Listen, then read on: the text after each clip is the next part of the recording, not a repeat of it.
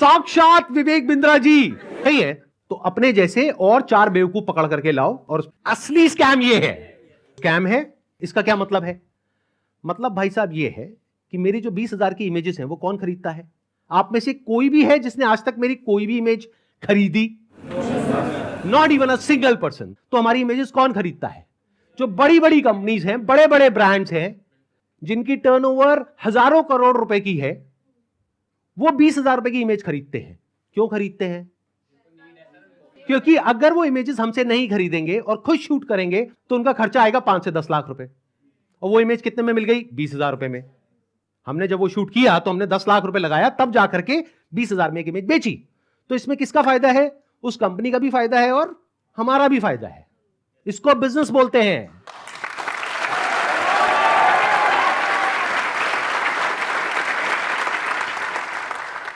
देखते हैं आरबीआई और गवर्नमेंट ऑफ इंडिया क्या कहती है उनके बिजनेस मॉडल के बारे में।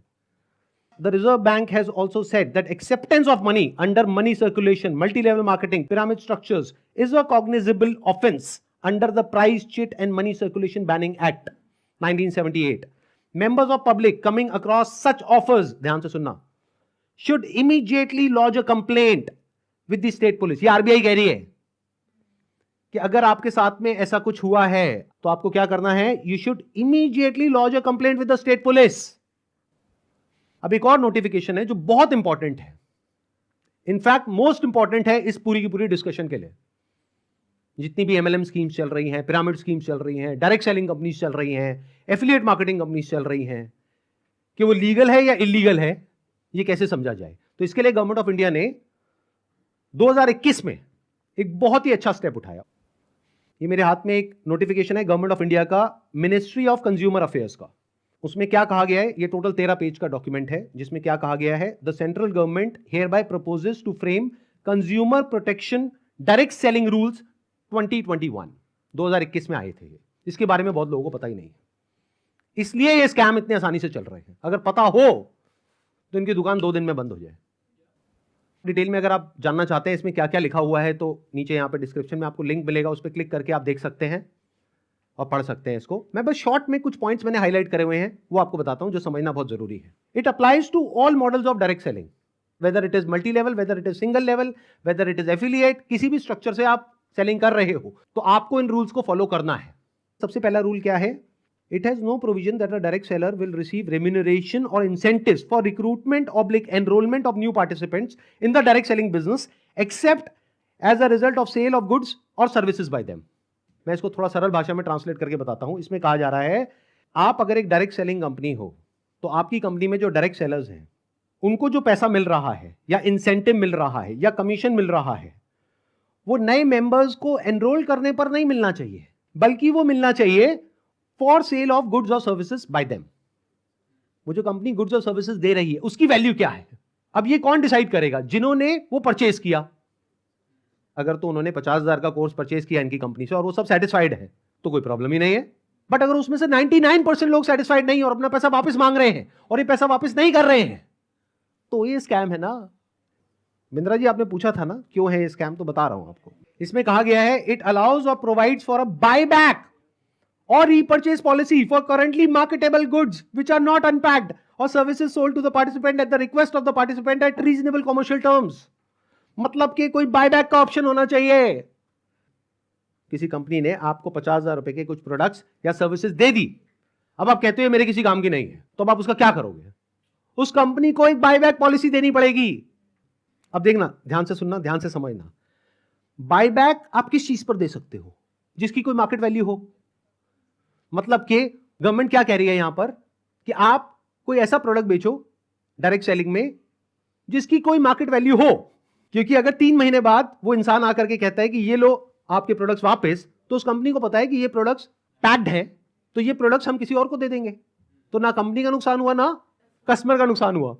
बट अगर कुछ आपने ऐसा बेच दिया है जिसकी कोई मार्केट वैल्यू नहीं है, फॉर एग्जाम्पल आपने कोर्स खरीदा इनसे, अगर आप जा करके किसी को बोलते हो कि कोर्स मैंने 50,000 का लिया है, आपको 5,000 का देती हूं, ले लो, कोई लेगा? 500 रुपए का लेगा? तो इसकी मार्केट वैल्यू क्या है? Zero. It is a clear violation of this act. इसलिए ये स्कैम है Bindra ji.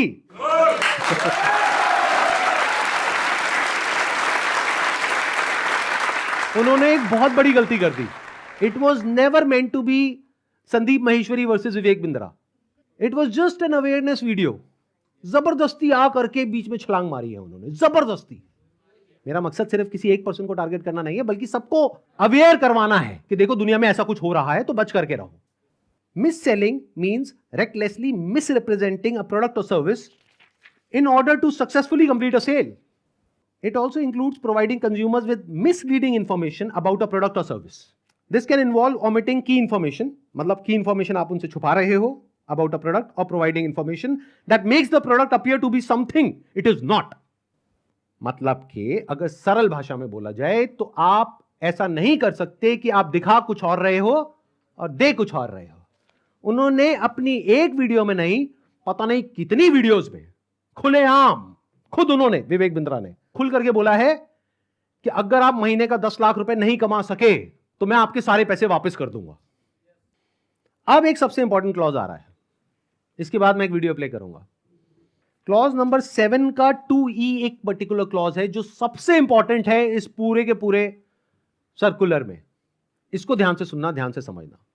A direct selling entity and direct seller shall not refuse to take back spurious goods or deficient services and refund the consideration paid for goods and services provided.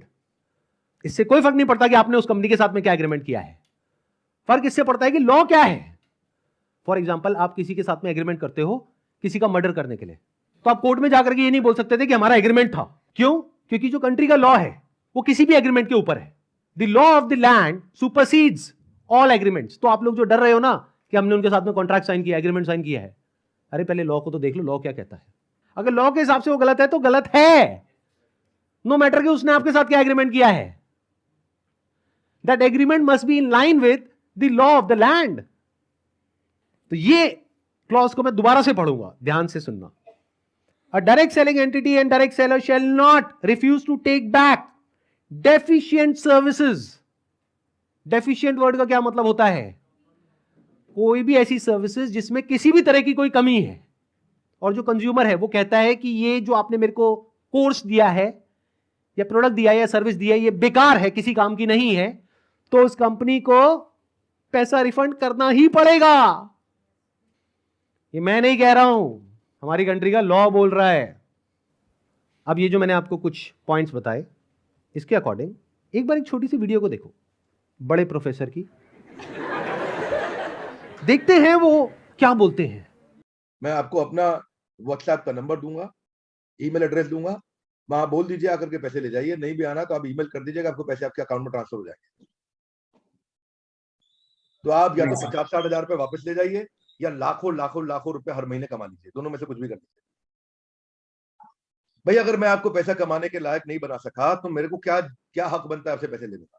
100% cash back guarantee, यानी कि कुछ और खरीदना चाहे upgrade, lowest price guarantee, ये कौन दे सकता है? कोई नहीं दे सकता है, इसलिए हमने ये खुल के दिया है। आपके तो रिस्क को खत्म कर दिया ना, आपसे कह रहा हूं, आपके जो रिस्क को खत्म कर दिया, आपका रिस्क तो रिवर्स हो गया, गेम चेंज कर दिया पूरा। इसलिए अभी तुरंत फोन लगाएं और पूछे अपने काउंसलर से कि मैं अपने बिजनेस में कैसे सफल होऊंगा। अरे आपसे बोल रहा हूं, पूछने में क्या जा रहा है, पैसे तो नहीं लग रहे। हाँ, फोन करने पे पैसे नहीं लगते, पता लगाओ, अभी फोन लगाओ और पूछो भाई मेरा बिजनेस सफल कैसे होगा। अगर मैं विवेक बिंद्रा आपको आकर के प्रॉमिस दे रहा हूं 100% मनी बैक गारंटी, वो इसीलिए दे रहा हूं। हमने मनी बैक गारंटी लॉन्च करी है। What is money back guarantee? अगर कोई भी हमारे साथ आईबीसी बनता है और वो चाहता है कि मैं पैसे कमाऊं और वो हमारे साथ पैसे नहीं कमा पाता, तो नो क्वेश्चंस आस्क्ड, उसका पैसा उसको वापस कर दिया जाएगा। That's called money back guarantee. दम नहीं है किसी में ये बोलने का जो हम बोल रहे हैं। गारंटी दे रहा हूं 10 लाख रुपए महीना पे आप पहुंचेंगे, नहीं पहुंचे तो मेरे पास आके पैसा वापस मांग लेना। बड़े बड़े क्लेम्स कर दिए, एक बार समझने की कोशिश करते हैं क्या वो प्रैक्टिकली पॉसिबल है या नहीं है। इन्होंने कहा कि मैं अगर आपको महीने का 10 लाख रुपए कमाने के लायक नहीं बना सका तो अपने पैसे वापस ले जाइए। साल का 1 करोड़ रुपए अगर ये देना चाहते हैं आप लोगों को और 1 लाख लोग इनकी कंपनी में ज्वाइन कर चुके हैं, तो कितना पैसा चाहिए? 1 लाख करोड़ रुपए। तो हमारी टीम ने क्या किया, इनके जो फाइनेंशियल्स है उसको चेक किया कि भाई अगर 1 लाख करोड़ देना है तो कंपनी की टर्नओवर होनी चाहिए ना 2-3 लाख करोड़ की, क्योंकि वो भी तो कमाएगी ना। उनकी टर्नओवर पता है कितनी है पिछले साल की? 172 करोड़। अगर उसमें से मान लेते 30% भी वो कमीशन देते हैं अपने आईबीसीज को, कितना पैसा उन्होंने डिस्ट्रीब्यूट किया इस स्कीम में? 50 करोड़। तो कितने लोगों के हाथ में आया 1-1 करोड़? 50 बस। और बाकी लोगों का क्या हुआ? उनके हाथ में क्या आया? 0। कि अगर वो चाहे भी तो ये जो बड़े बड़े क्लेम्स कर रहे हैं इसको पूरा नहीं कर सकते। पहले तो ये जो क्लेम्स कर रहे हैं वही सब इलीगल है। This is complete scam. अरे यही तो उन सब लोगों ने किया जो हमारा देश छोड़ करके भाग गए हैं। पब्लिक से पैसा ले लिया या बैंक से पैसा ले लिया, और जब बैंक आया पैसा वापस मांगने के लिए जो उसका हक है, तो उन्होंने कहा हमारे पास तो नहीं है देने के लिए, वो तो हमने पार्टीज में खर्च कर दिया। वो मेरी बर्थडे पार्टी थी ना, वहां पे डांस करने में बहुत मजा आ रहा है। अब हमें क्या करना चाहिए? क्या बस ऐसे स्कैम होते रहे सोसाइटी में और हम बैठ करके तमाशा देखते रहे? सर, हमें एक्शंस लेना चाहिए। फर्स्ट ऑफ ऑल एफआईआर जिनके साथ हुआ है उन्हें एफआईआर फाइल करना चाहिए। लॉ को एक बार देखना चाहिए। नहीं समझ आ रहा है तो जिसको समझ है लॉ की उसके पास जाना चाहिए, उससे समझना चाहिए। एंड पिटिशन नाम की चीज़ होती है, पब्लिक इंटरेस्ट लिटिगेशन, तो वो फाइल करनी चाहिए उनके खिलाफ, जिससे जो ये स्कैम्स हो रहे हैं वो ख़त्म हो। बिकॉज मॉरली ये मतलब गलत है। जिनका पैसा जा रहा है वो डिप्रेशन में जाके गलत कदम भी उठा सकते हैं। एंड इससे हमारे देश का यूथ ख़त्म होता जा रहा है, जो इस देश को आगे लेके जाएगा। सो जो लीगल एक्शंस हैं वो लेने चाहिए। इस एक्शन को हम 2 कैटेगरीज में डिवाइड कर रहे हैं। एक वो जिनके साथ में स्कैम हुआ है, एक वो जिनके साथ में नहीं हुआ है। मान लेते हैं 1 लाख लोग हैं जिनके साथ में स्कैम हुआ है, यानी कि उनका पैसा ये कंपनी मार करके बैठी है और वापस नहीं कर रही है। तो उन्हें क्या करना चाहिए? सबसे पहले जा करके एफआईआर करनी चाहिए। अगर वो पुलिस वाले एफआईआर नहीं करते हैं तो उनको ये सारे सर्कुलर्स दिखाने चाहिए कि भाई आरबीआई ने कहा है, आप ये लिख करके दे दो हमको कि आप एफआईआर नहीं कर सकते इनके अगेंस्ट। तो उन्हें एफआईआर लॉन्च करनी ही पड़ेगी। और अगर इंडिया के अलग अलग पार्ट्स में बहुत सारे लोग इस तरीके से एफआईआर लॉन्च करते हैं, तो जितनी भी हायर अथॉरिटीज हैं लाइक सीबीआई एंड ईडी, वो सब एक्शन में आ जाएंगी। मतलब उनको भी आइडिया लगेगा कि ये कोई छोटा मोटा स्कैम नहीं है, 500 करोड़ का स्कैम है, छोटा अमाउंट नहीं होता है। और ये पैसा किसका है? पब्लिक का है। और पब्लिक में भी एक बार को मान लो किसी 50-60 साल के आदमी का होता तो मुझे इतना दर्द नहीं होता। 18-19 साल के बच्चे का है जिसकी जेब में 50 रुपए नहीं होते हैं। तो पहला क्या है, अगर आपके साथ में ऐसा कुछ हुआ है तो नंबर 1 एफआईआर लॉन्च करो। नंबर 2, अभी तक मैं इसमें डायरेक्टली इन्वॉल्व नहीं था लेकिन अब हो गया हूं, तो अब आप लोग अकेले नहीं हैं। मेरा एक सिंपल सा प्लान है कि मैं अपने चैनल पर मोनेटाइजेशन ऑन करूंगा। वहां से मेरे पास में कुछ पैसा आएगा। मान लो 2-3 महीने में मेरे पास में 1 करोड़ रुपए आ जाता है, तो इस 1 करोड़ को मैं यूज करूंगा इंडिया की सबसे अच्छी लॉ फर्म को हायर करने के लिए, जो कि इन लोगों को रिप्रेजेंट करेगी जिनके साथ ये स्कैम हुआ है। उसका पैसा कहां से आएगा? मेरे चैनल पे जो एड्स रन होंगी अगले 2-3 महीने तक, वहां से आएगा। अगर उस पैसे की मुझे जरूरत पड़ी तो, अगर उतना पैसा मैं खुद अरेंज कर पाया तो मैं एड्स ऑन नहीं करूंगा, लेकिन अगर मैं अपने बेस पे अरेंज नहीं कर सकता हूं तो मैं एड्स ऑन कर दूंगा। तो तैयार रहना, कल को बोलना मत कि एड्स कहां से ऑन हो गई। जरूरत पड़ी तो मैं 1-2 महीने के लिए एड्स ऑन करूंगा, फिर बंद कर दूंगा जैसे ही मेरे पास में उतना पैसा आ जाएगा जितना उस लॉ फर्म को देना है। फिर वापस से अगर मेरे पास में पैसा खत्म हो गया उनको देने के लिए 6 महीने बाद, फिर से एड्स ऑन कर देंगे। अपने घर की खेती है, क्या दिक्कत है?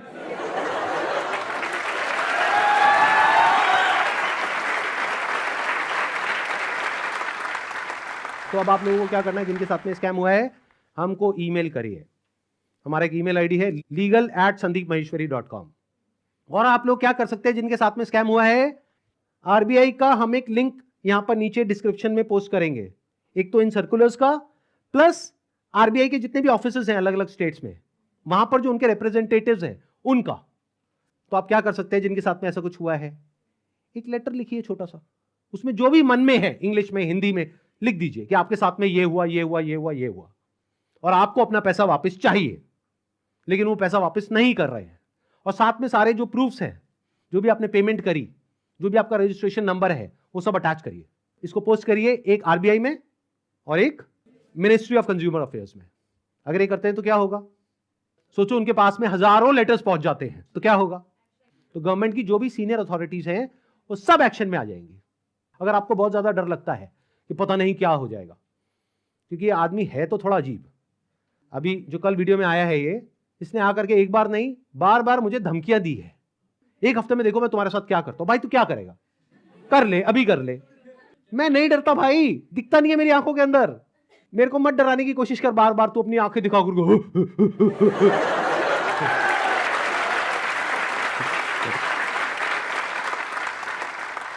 अगर मेरे को एक्चुअल में कुछ हो गया अगले एक हफ्ते में, तो सारा शक किस पे जाएगा, है ना?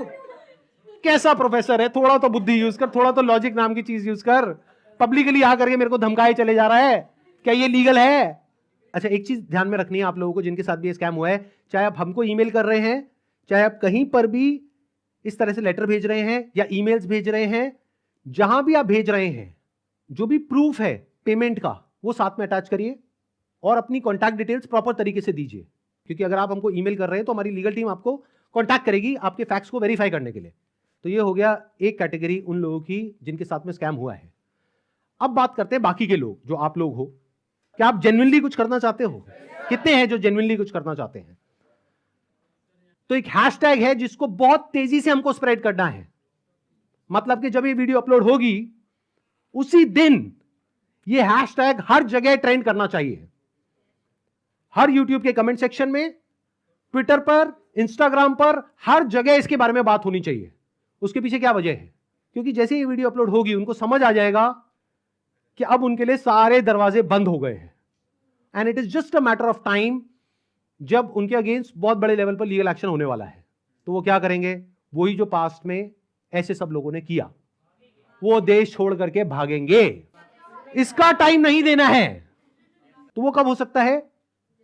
जब आरबीआई के जितने भी सोशल मीडिया पेजेस हैं, मिनिस्ट्री ऑफ कंज्यूमर अफेयर्स के जितने भी सोशल मीडिया पेजेस हैं, वहां पर सब जगह ये हैशटैग ट्रेंड कर रहा हो, तो क्या होगा?